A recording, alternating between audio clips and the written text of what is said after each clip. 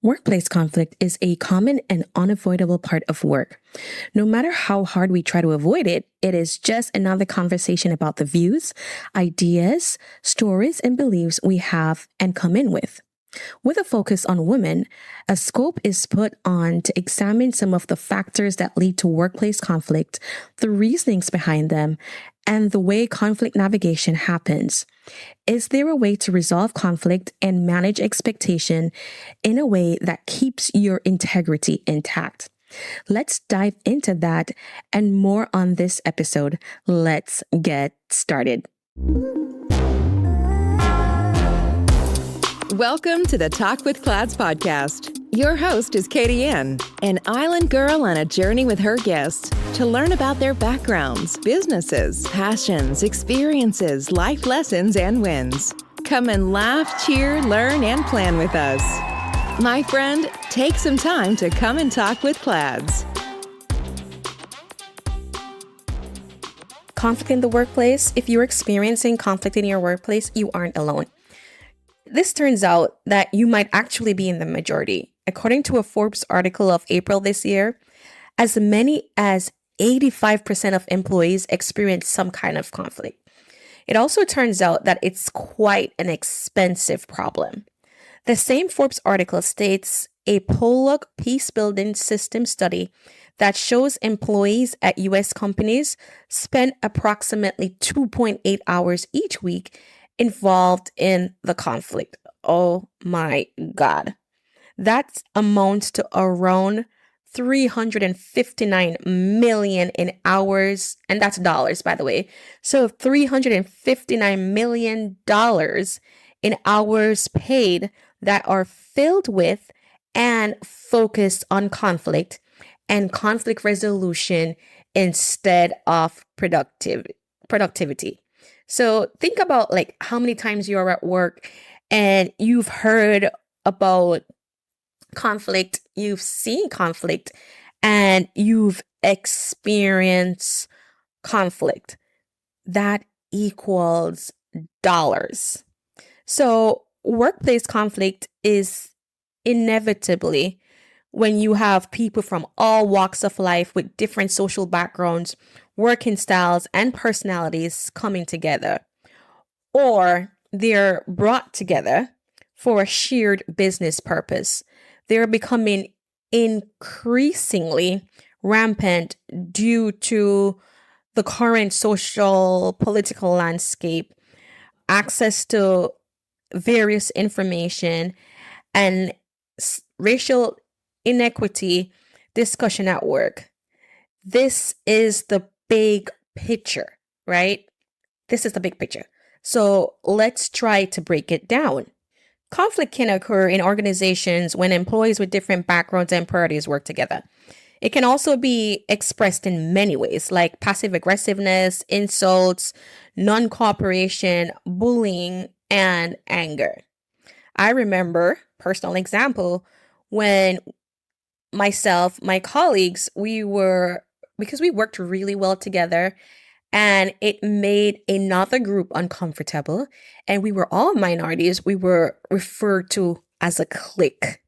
We were far from a clique. We worked really well together. We would share ideas. And I think maybe we should have had more inclusivity looking back. And we did. We offer like, hey, do you want to join us? Do you want to work on this? But it was always so met with passive aggressiveness. And then the name, normally, especially for minorities, you hear for women, it's always a clique. And then for men, it's always a gang. So we have to be careful about how we refer to different groups.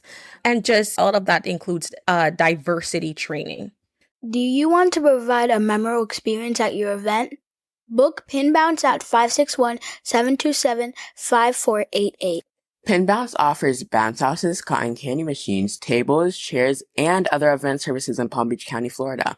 We offer all you need in one place. Follow us on social media using @PinBounce, and to book your event, call us at 561-727-5488. Remember, we put the P in party with the Pin Bounce touch. Go Pin Bounce! Let's get this straight. I'm not an advocate for conflict or disruption, but to a small degree, conflict is normal and healthy. Emphasis on small. A lot of people see it as a dynamic ingredient to organizational success. Think about the most effective relationships that where the person feels safe enough to disagree with someone else. It's like saying, get everything off your chest and trash it out, but you aren't punished. It only strengthens your relationship. It's the same for workplace vitality.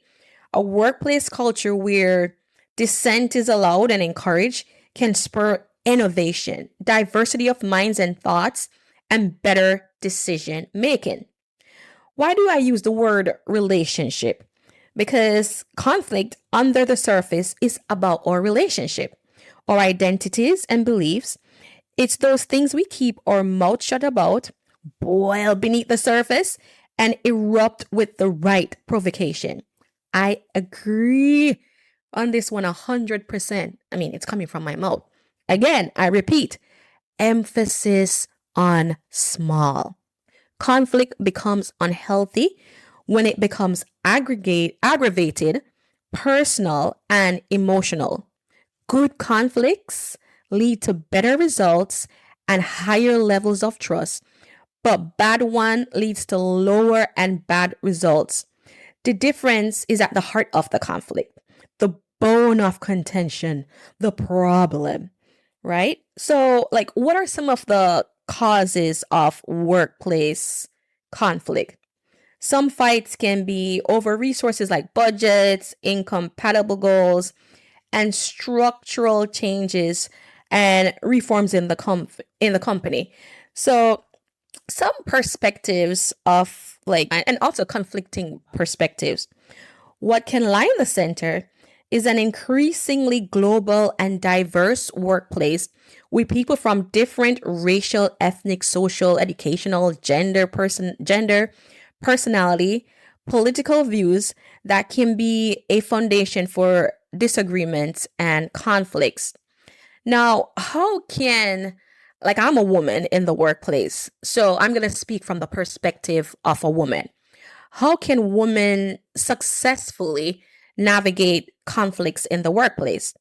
And I've spoken about workplace conflict in general, but right now I want to shift the focus to women because that is my view, my perspective. I can't speak on the perspective of a man because I don't identify as a man and I identify as a woman and I'm a woman. Okay.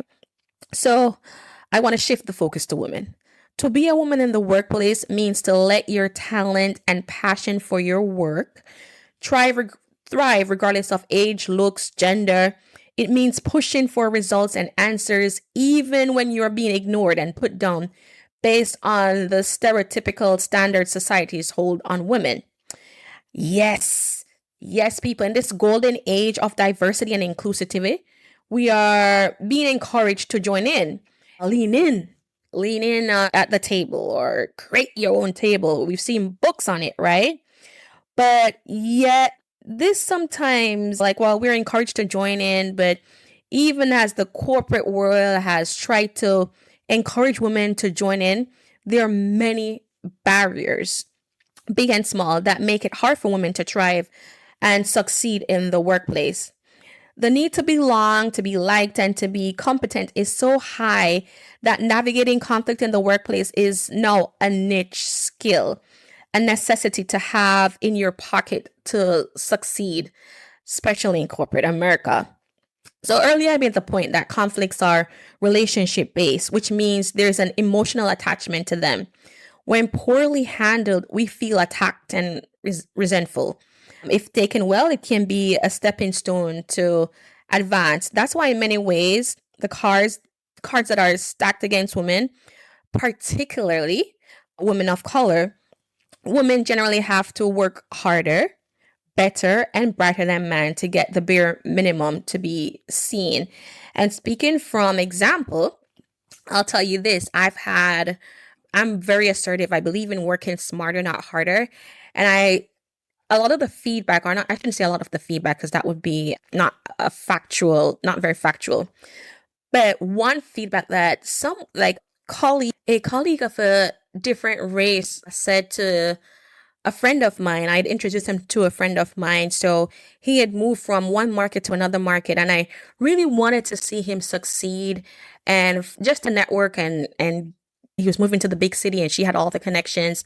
He said to her, I really like Kadianne. Like she's so like she's about her goal. She wants to get this done. She want to do this, but she's so aggressive. And my friend was also of the same race as him. She was not a minority, let's put it that way. And so she was sharing this feedback because she herself was offended by it. And so he saw my assertiveness as aggressiveness. And that's something that women that are minority are always it's a stereotype. You can't be assertive. How dare you speak up? How dare you go after whatever the goals are? I had another male said to me, Katie, why do you work so hard? Like, why can't you just come in and do this? It's like he wanted me to do just the bare minimum, which is what he was doing and doing it very successfully. But that's not part of my DNA. But unfortunately, my professional experience has been that that's not an uncommon feedback being a woman who's a minority. In many small and glaring ways, we have different approaches and strategies from men. For example, a 2013 study done by Women in Research examined the behavior of male and female managers as third parties in dispute resolution. The results show that women compared to men who took on the role of a third party could facilitate an outcome that was both acceptable to the disputants and met the organization's interest. The study also showed that women managers showed less influential, powerful, and autonomous behaviors and always adjusted their behavior according to the power embedded in their role. Women who negotiate are sensitive to their leadership context, and when resolving matters, they show empathy and respect. So, are these attributes more due to the fact of socially constructed gender norms? Women are often seen as peacemakers within an organization, choosing conflict avoidance strategies because we experience greater anxiety and discomfort from conflict than men and have lower tolerance for disagreement. Women are intimate and relational in conversation, whereas men tend to be more assertive, direct, confrontational, braggadocious, and compromising. Women are trusted to better deal with sensitive and emotional issues. But that is women trying to avoid or comfort men in the workplace. But what about women against women, right? Don't be surprised. We fight and misunderstand ourselves as well. A study shows that over 40% of bullies in the workplace are women. Let that one sink in.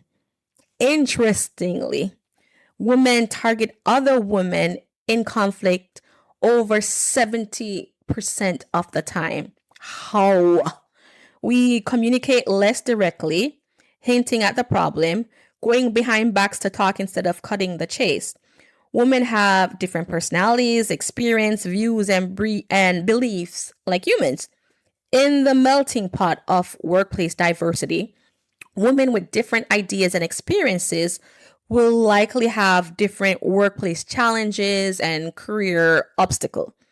The obstacles are due to like the different stereotypical biases against them because of social identities, which make it difficult for them to adjust, cope, and thrive.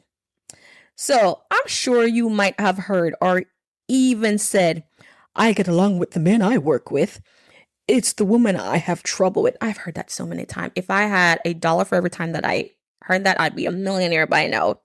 The culture in the media, be it books or movies, depicts the idea that women are disposed of due to nature or nurture, or both to be hostile and competitive with other women. But the truth is not because of some internally motivated female tendency to be antagonistic to other women. It's because of the nature of differing social identities and the highly gender nature of the workplace. We're kind of pitted against each other at times. So, gender workplaces are controlled and dominated by men. And I like to say a lot of that. I don't know if that's just my experience. A lot of times I'll see like the leaders are men, and then the supporting team is for the most part female. So, gender workplaces are controlled and dominated by men. In such places, women's advancement and opportunities are far more limited than men. And as a result, women are forced to compete with one another for access to the resources needed to boost their careers. To be honest, this happens everywhere. So, this environment becomes toxic instead of welcoming and supportive. Women also complain about their female bosses, calling them cold and uncaring. But think about it. With many sectors filled with male leaders, it's not uncommon for female leaders to act the same way as the male boss. If they want their projects to be done directly and keep their position. So think about it from the leader's perspective, right? A sense of empowerment, freedom, and community is to be felt with a woman in leadership guiding the rest. Still, the expectations from you can't match the expectations from the bosses, and that's why these expectations can lead to conflict. So, how can these stereotypes about women leaders and the women who work for them break? Understanding and knowledge. The woman who works as a leader need to understand the pressures women leaders face. Most of them want to try and do a good job and create an avenue for more women to enter, but that only happens when the leaders can do a good job. Women leaders also need to pay attention to gender stereotype in the workplace and try to make themselves available to someone like who's more junior for counseling and mentorship succession. I was listening to someone speak, and she said, I mentor, but I also sponsor. And I asked, what do you mean by sponsor? She said, I set women up for success. When they're not in the room, I speak about them. If I see a position open, I speak about them. I sponsor them. And I really, really love that concept. And I feel like more women should mentor and sponsor. So there's a way to be liked yet respected for the work ethic. Speaking for the differing social identities, the first and foremost intersectional difference socially is race, and that affects Black women and white women's workplace relationship. Dare to disagree, right? Can we dare to disagree? Dare to disagree, but most of all, you'll be angry that no group of women is more disadvantaged in career pursuits than Black women. This is a fact. According to a 2019 article published on the Porchlight website, as of 2016, Black women constituted 13.4% of the women in the United States, but only 1.3% of executives and senior level managers compared to 22% of white women. So let me repeat that statistic. So Black women constituted 13.4% of women in the United States, but only 1.3% of executives and senior level members or managers compared to 22% of white women. Black women have lower promotion rates than comparable qualified white women, experience job segregation, and feel more pressure to modify their physical appearance and attitude while having to dream small and accept the status quo. And I can give you an example without saying where this was. I was in corporate America position, and I guess you would say like I fit what they wanted the Black person to look like. So the long hair, that is not necessarily mine, but paid for. So I guess you can say it's mine, but it's not growing from my head. And the sample size. So we used to be referred to as like the Charlie's Angels because We fit a certain look. Myself and my other colleagues that were not necessarily black, but we were all sample size, all the flowing hair and makeup to the gods to kind of have that type of look, right? And I felt like I needed to look like that to be successful. And so we had someone else that was hired that she wasn't sample size.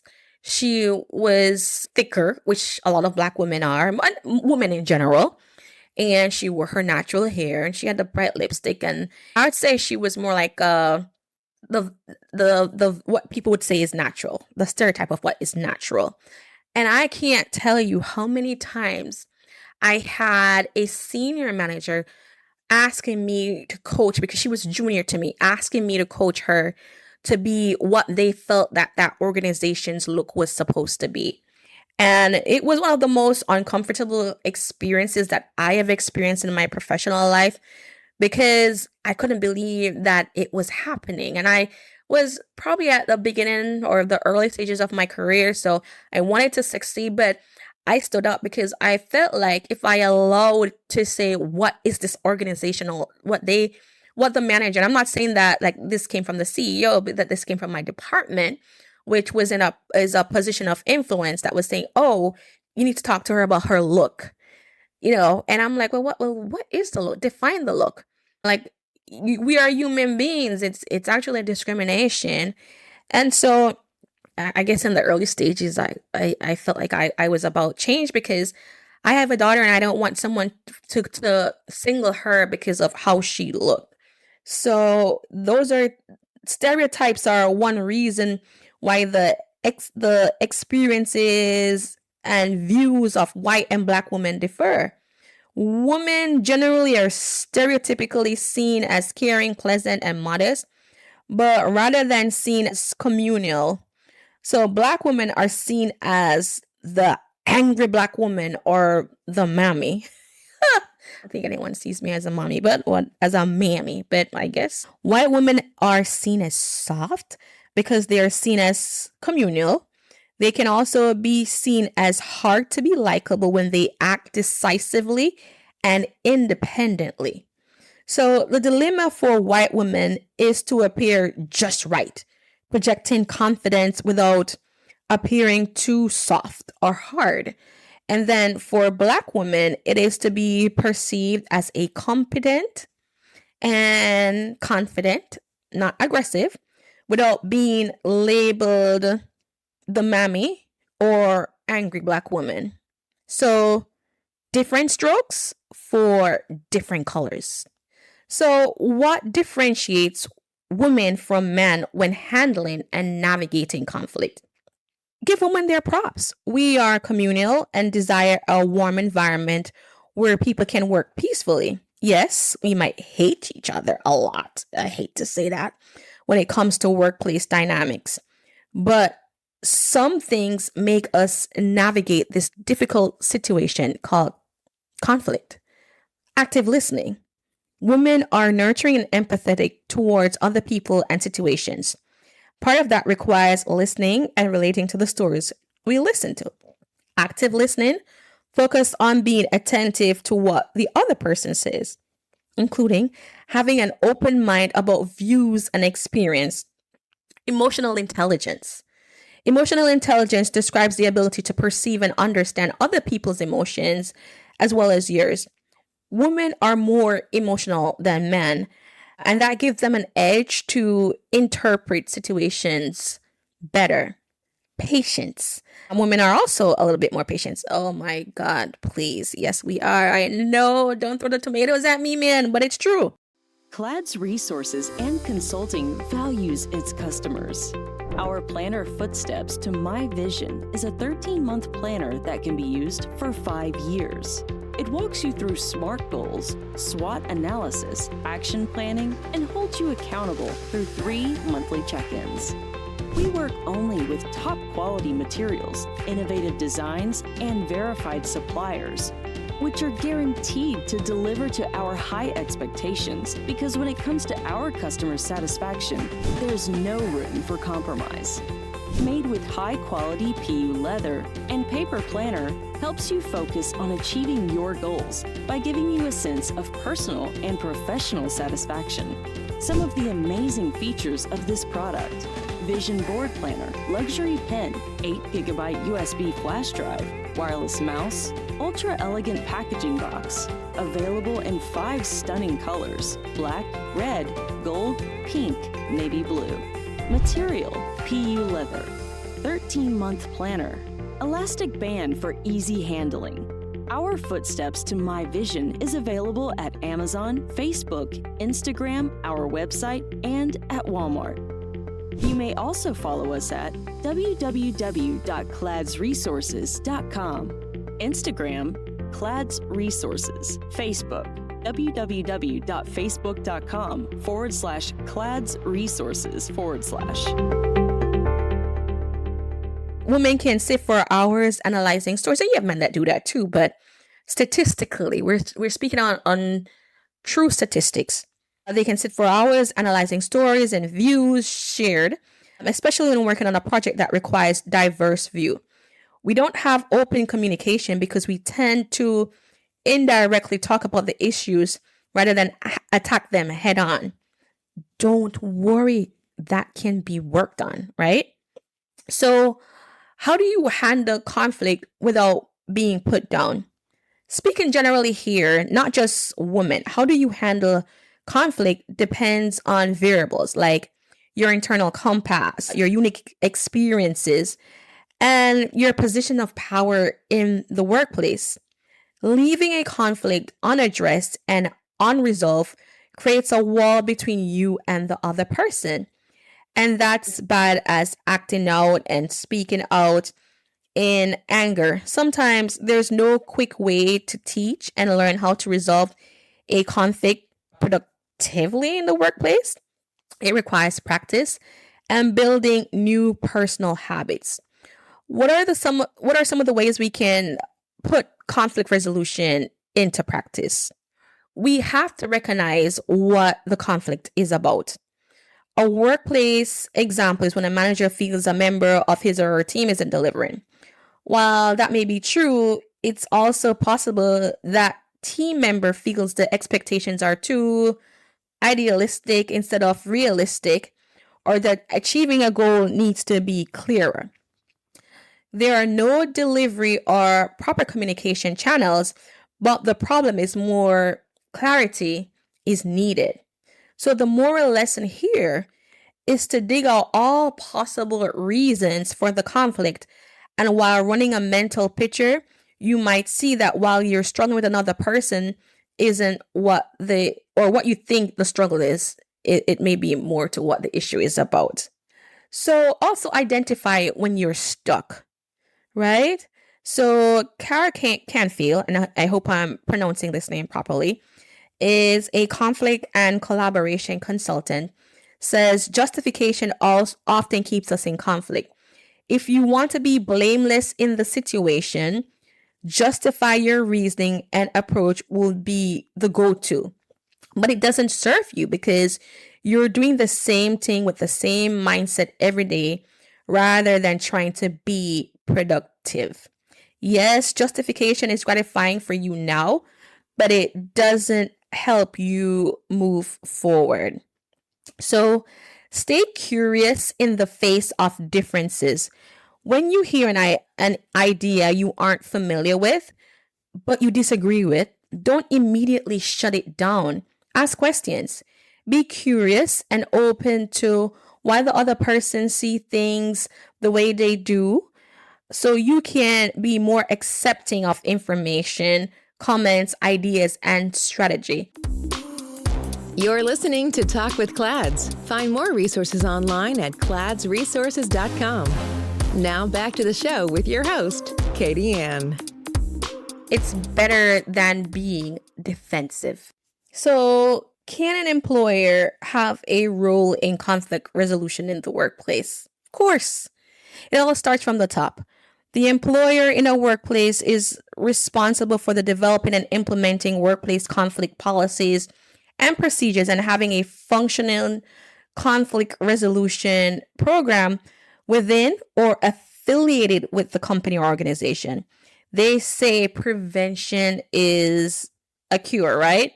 Not saying we can outright prevent conflict, but the chances of it occurring can be reduced to the barest minimum. So how? By creating a thriving workplace culture that has the basis of strong employee relations grounded in fairness, trust, and mutual respect of all levels. It doesn't always require intervention from you, the employer. It also involves individual responsibility and the ability of employees to think independently, analyze a situation, and discuss a potential problem without looking down or disrespecting the other's person's background, knowledge, and experience. And you do have organization, they may have someone that deals with that. That's called an ombuds. Hopefully I can get someone who operates in that space to come and speak a little bit about what an ombuds does. But also the goal of this is also to kind of equip you with conflict in the workplace. So we can also build stronger employee relations. Conflict in the workplace is something that needs to be resolved quickly and equitable while trying as much as possible from happening from the outset. The foundation is employee relation based on fairness, trust, and mutual respect. So I'll briefly mention the tips for a strong employee relation. After all, it is a relationship between people. So interactive communication. It's a two-way street between employees and between employees and managers. Trust, ethics, fairness. We might still have a long way to go on this one, but all employees should be treated consistently under the same circumstances. Empathy. Empathy and beliefs and clear expectation, as well as a well-functioning environment. A well-functioning environment is one where employees, men and women, communicate with respect for the other person's background and knowledge without being offensive and disrespectful.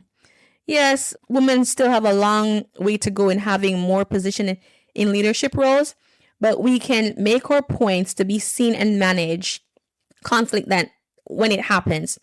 It's just one of the services that gets what? CLAD's resources offered. Everyone matters, regardless of gender, race, and ethnic background. And as we say for the CLAD's motto, we put the human in HR. So thank you for listening, everyone, and taking the time to talk with CLADS. Bye, guys.